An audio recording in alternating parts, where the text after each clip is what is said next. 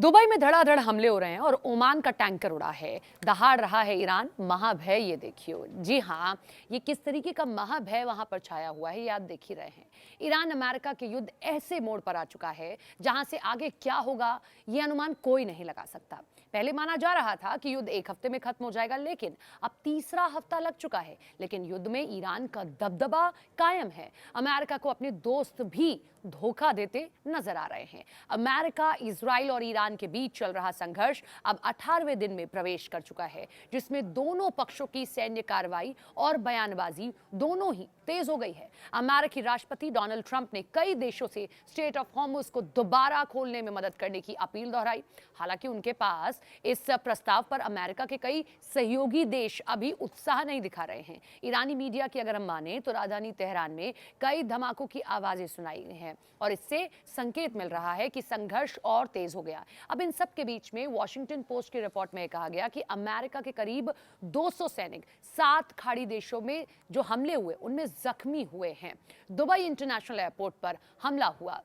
इन सब के बीच में संयुक्त अरब अमीरात का एक बार फिर से ईरान के निशाने पर आ गया है। दुबई एयरपोर्ट के पास ड्रोन हमलों की खबर सामने आई, जिसके कारण कई उड़ानों में देरी हुई। कुछ फ्लाइट्स को दूसरी जगह डाइवर्ट करना पड़ा है और ईरान वो मुख्य रूप से अरब मुल्कों में अमेरिकी सैन्य ठिकानों को टारगेट कर रहा है। इस क्रम में उनसे एक बार फिर यूएई के फुजेराह और शाह ऑयल डिपो पर हमला कर दिया गया। इस कारण यूएई और दुबई एयरपोर्ट को बंद कर दिया गया और इतना ही नहीं, यूएई ने अपने पूरे एयर स्पेस को बंद कर दिया है और इस जंग की वजह से दुबई को भारी नुकसान हो रहा है, क्योंकि दुबई एक बेहद अहम इंटरनेशनल बिजनेस हब बन चुका है।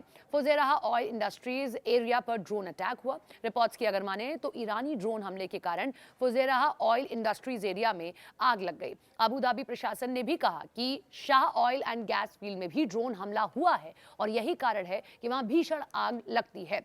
हालांकि इस हमलों में किसी व्यक्ति के जख्मी होने की, किसी तरीके के व्यक्ति का कोई नुकसान होने की खबर नहीं है। खबरों की अगर हम माने तो फुजेरा ऑयल इंडस्ट्रीज का जो पोर्ट है वो यूएई का एकमात्र ऐसा ऑयल एक्सपोर्ट रूट है जो स्ट्रेट ऑफ हॉर्मुज को बाईपास करता है। यानी इस हमले के बाद तेल के व्यापार के एक और रूट पर दिक्कत आ सकती है। ईरान ने पहले ही स्ट्रेट ऑफ हॉर्मुज को बंद कर रखा है और यही कारण है कि दुनिया में तेल की कीमत जो है वो आसमान छू रही है। 1300 से ज्यादा लोगों की जान गई है।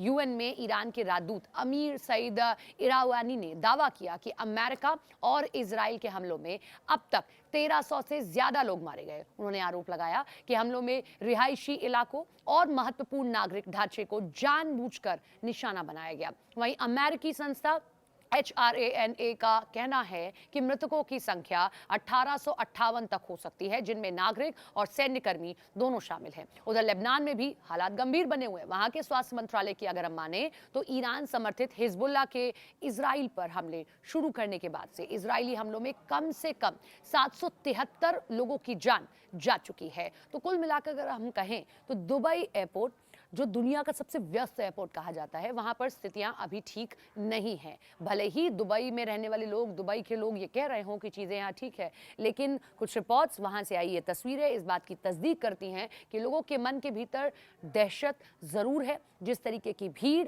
जिस तरीके की हलचल पहले दुबई में हुआ करती थी, अब वो आम जगहों पर नहीं दिखाई दे रही है।